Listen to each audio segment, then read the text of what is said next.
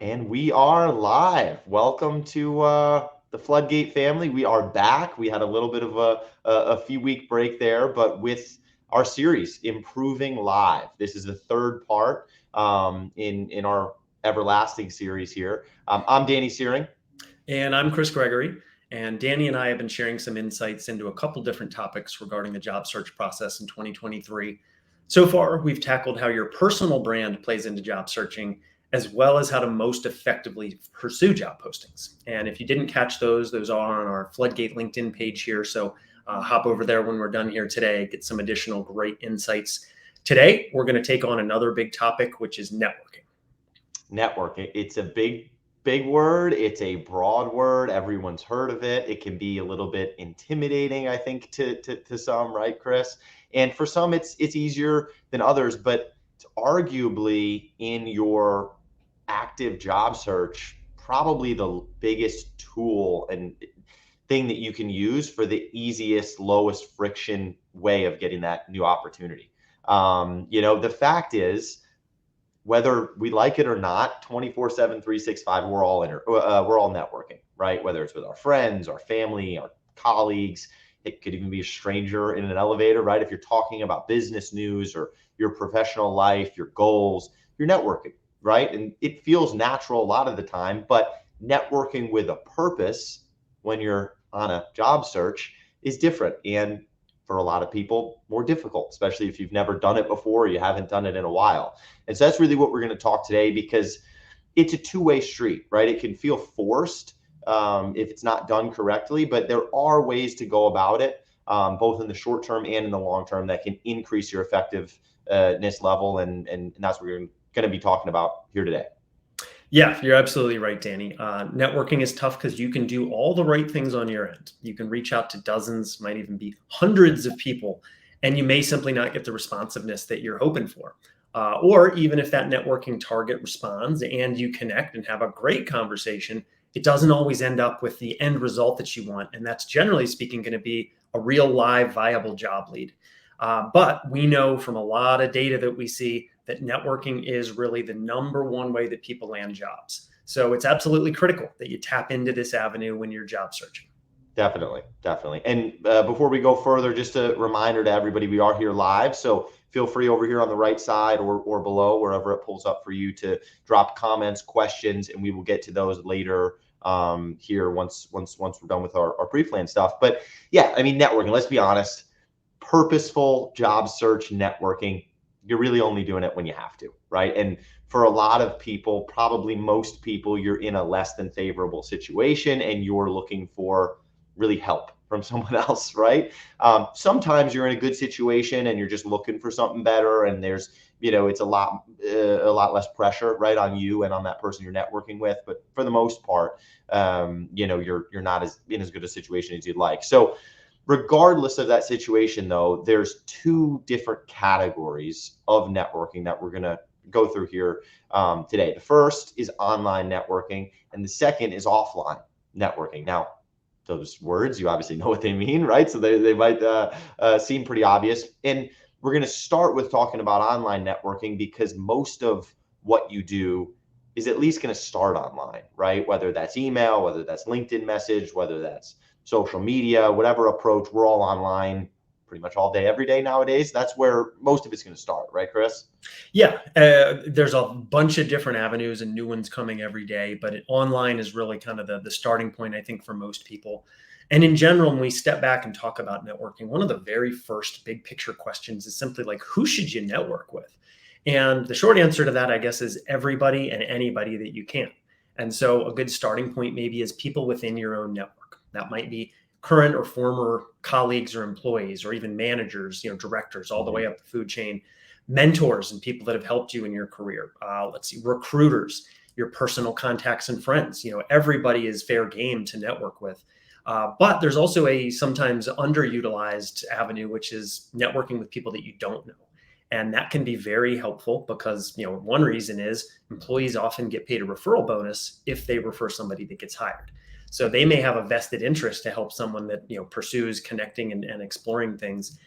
And in general, what I would say is the more seeds that you plant as it relates to networking, the more people you talk to, the more likely it is that you're going to reap the rewards of those networking efforts.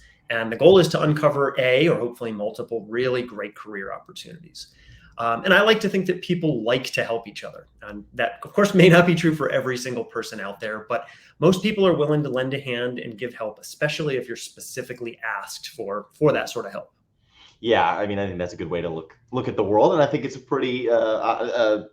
pretty likely that that's the case for most people. Is that most people like helping other people, right? Whether it benefits them or not. But yeah, back to the online network. We generally hear that most people think it's easier to network online. We've gotten spoiled to some degree for it being so easy to talk to people, do everything online, because let's face it, you're behind the curtain. It's less confrontational. Think about it like dating. A lot of that has moved to starting online nowadays rather than the old school in person, if you can believe it. No different in the job search. People we hear spend, I'm sure you can attest to, Chris, hours a day, hours, sometimes even days, right? Creating the perfect message to then send out to 2 or 10 or 20 or 200 different people, right? And it feels productive because you've done all this work, you've sent a ton of messages, but it's not as high impact as networking in person, right? You don't feel that negative feedback or even positive feedback that you get when someone opens that message. You might just not get a reply. And so it's a lot less confrontational, like I was saying. And it's not on the spot in person. That's a lot higher friction, right? That a lot of people gravitate away from, unfortunately. Yeah, and I think, realistically, in-person networking is challenging, and there's probably a bazillion reasons for that. But two of them that I'll bring to light is logistics. In today's world, digitally speaking, you can connect with anybody anywhere, but meeting those people in person is not always viable because, again, you may be interfacing with somebody or seeking a job that's covering a state or a region or a country. And so the people that may be knowledgeable to that or great resources for you aren't always going to be able to sit down and grab a cup of coffee or whatever the case may be, or even just connect over the phone. So in person can be tougher for that reason logistically. Second reason is, like you said, there is nowhere to hide when you're face to face with someone and you're asking them for help. You have them on the spot. And because of that, that can be a tough dynamic. So what we always recommend is at the very onset, whenever possible, and it may not always be possible, but whenever possible, plant the seed with an online message first. That way, this networking target can give thought to what your ask is. They can prepare for it. They can see who in their network or what opportunities they may know of. So when you get that chance to network in person, sometimes you can start with that online message to tee it up for in person. So that's always a good recommendation: is give them the advance notice, and they're more likely going to be able to help because of that. Right, and there's less surprise. And let's face it, a lot of this that we're talking about, Chris, the in-person, the more intimidating, the confrontational, a lot of it's in the head of the individual, right, that's going out there. Because once you actually do it, I think, like we were saying earlier, people are much more apt to help and give that, and doesn't turn out to be as intimidating as you probably thought it was in the beginning. But I totally understand where people are coming from in a level of vulnerability of their job search. Yeah. But really, there's no right or wrong way to network. There's no magic bullet per se. But as with anything else, there's more effective ways to increase those odds and get what you want. And so we're going to talk about here over the next couple of minutes the 5 best networking practices that we found over our last 22 years of doing this, and how you can use them today or tomorrow in your network search. And the first is probably the most important. It's going to seem trivial, but none of the others I don't think will work without this one. And it's be positive, right? It's not a surprise, likes to be around, wants to hire, or wants to work with somebody who's a downer or who's negative. And a lot of the times, like we talked about earlier, you're very well justified to be in a negative mindset, right? Especially recently with all the layoffs at larger organizations that are to no fault of anyone's own doing, right? But take that time behind closed doors, get your negativity out with your spouse, with your friends, with maybe former coworkers. But then when you're out and you're networking, you've got to put your positivity hat on. You've got to be able to talk in a positive light about your skills, what you can bring to an organization, and how you're unique and different and a value add, rather than what happened to you and what circumstances you were in. And even if it's just that 5-10% of you that's negative, it shows through when you're talking to someone else, right, Chris? It really does. You need to be positive. You don't want that to seep in. We know it's a very competitive landscape and market out there. And it can be that little bit of a difference on the margins of your positivity versus the competitor that you're going against that can earn the job. So don't let that be one of the reasons is you've already maybe been kicked down. Don't stay down because of that. So easy to say, harder to do, but very, very important. Yeah. Another one that we talk about, kind of addressed it already, but be direct. They need to know, your networking target needs to know why you're reaching out to them. You can't be coy. You have a need, you need help. You're asking them for their help. If they don't know why or what you're reaching out to them for, they're not going to be able to not as likely to be able to help you if you don't make it really clear what it is you're seeking and that you're asking them for their help essentially. Right. And I will say with that, right, Chris, there's a balance, right? You don't want to be too transactional.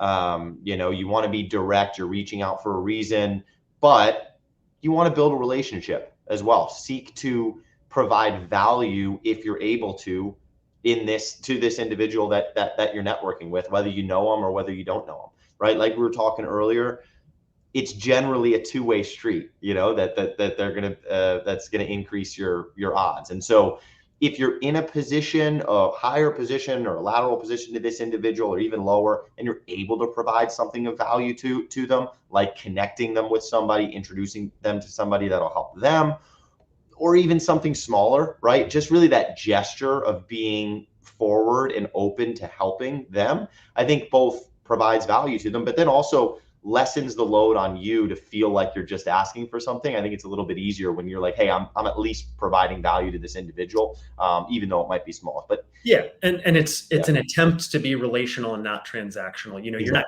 cashing in a favor. You're not, it's not a monetary exchange. This is really building a relationship. And in life, I think when you can offer somebody something, my marriage, it's a give and a take. It's a partnership. It's a relationship, not a transaction.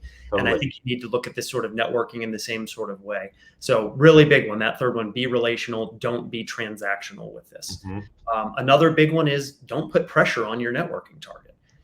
Not everybody can help you with, again, what your goal is to get a job lead.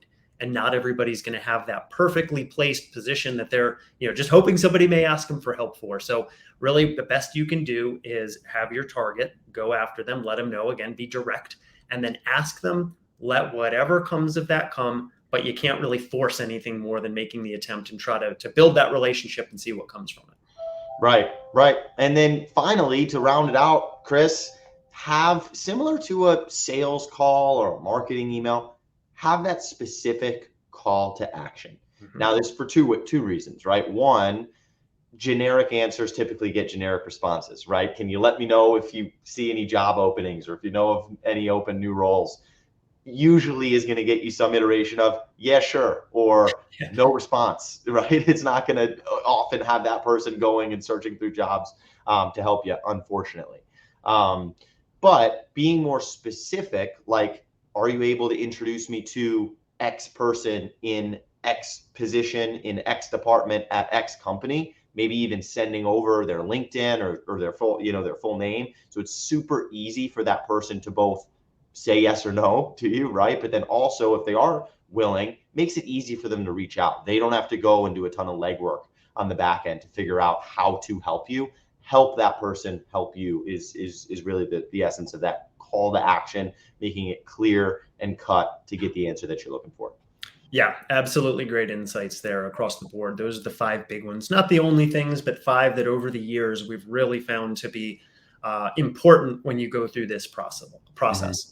And there's another idea that I want to share that was introduced, a networking idea specifically, that was introduced by another recruiting leader.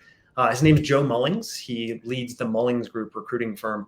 And if you don't follow him on LinkedIn, you really ought to give him a follow. Really, really great insights. But I saw a couple of years ago now a YouTube video that he posted, and he calls it his 10-4-2 rule. And the idea here is that you identify on LinkedIn and then follow director and above members of your own personal top 20 or so companies. It's not a magic number, but those that you really see as organizations that are meaningful to you and that you'd be interested in working for. And so for every 10 things that come across your LinkedIn feed that you like, what you want to do is comment on 4 of them to show some good engagement, and pick 2. You're going to post them or share it to your own page, to your own LinkedIn page. You're going to include a really great, insightful comment of some kind. You're going to tag that influencer, that person that originally posted it. And so what this strategy does is allows you to, kind of rub elbows or engage or play in the same sandbox with high-level decision makers that are at your own personal target companies. And if you think about it in real life, maybe at a trade show, you'll get the chance to actually shake hands or, meet someone that is one of those influential people up the food chain at these companies. But online, it's pretty easy to do. So it's a really great play where you can, put yourself by some advanced work, of course, to identify what those companies are for yourself, identify who those leaders are. It can be time consuming, but when you get that set up, it allows you to truly engage one-to-one or in a very small interactive setting with the right people at those companies and hopefully show some value and get them to be intrigued by it.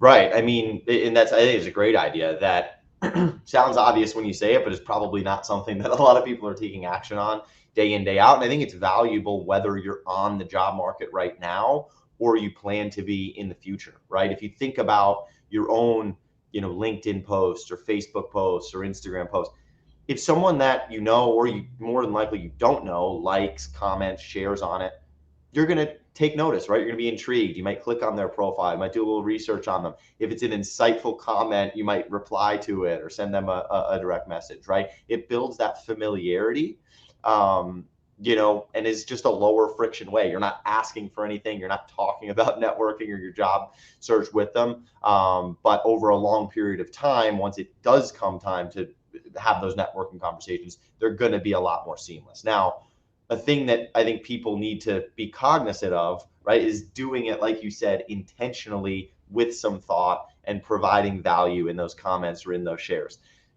If someone posts an article and writes a long blurb about it and you go, great post, that's probably not going to get you very far, especially if you're doing that consistently. So take the time, less is more in this case, to put a lot more thought and time into engaging with those people, so that over the long period of time, you're familiar and you're building that relationship. And let's face it, like I said earlier, if you're not on the job market right now, this is still something you should be doing, because if you plan to be in the MedTech industry for 10, 20, 30 years, it's going to pay dividends over that long period of time.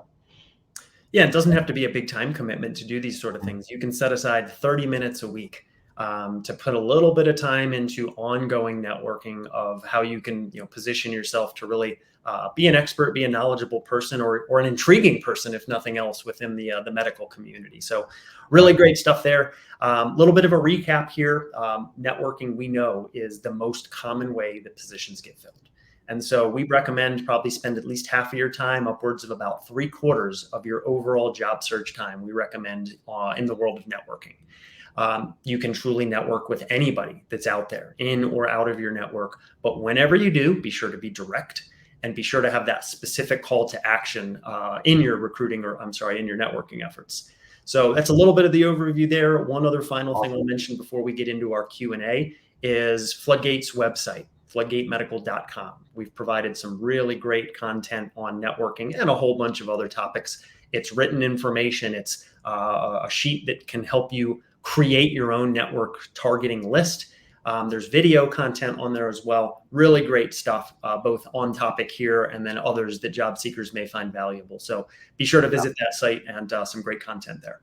Yeah. And of course, Chris, if I think I speak for us both, if anyone has any issues finding that or needs help or guidance, you and I are always available. So just to reach out to us, and we're happy to help. But we're going to turn to my favorite part of Improving Live, which is the questions from the FloodGate family. I see a few came through here, but anyone else that has any questions regarding networking and how to network and how to most effectively network, drop them here. We're going to answer these over the next couple of minutes. I'll start at the top here with Ashley, just because she's at the top. What, Chris, is the best strategy, do you think, for networking, how it might differ for someone breaking into the medical device industry?